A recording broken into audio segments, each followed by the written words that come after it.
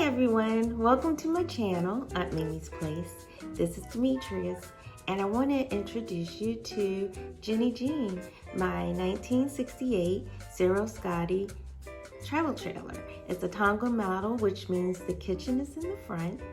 I named her Genny Jean after my mom and grandma.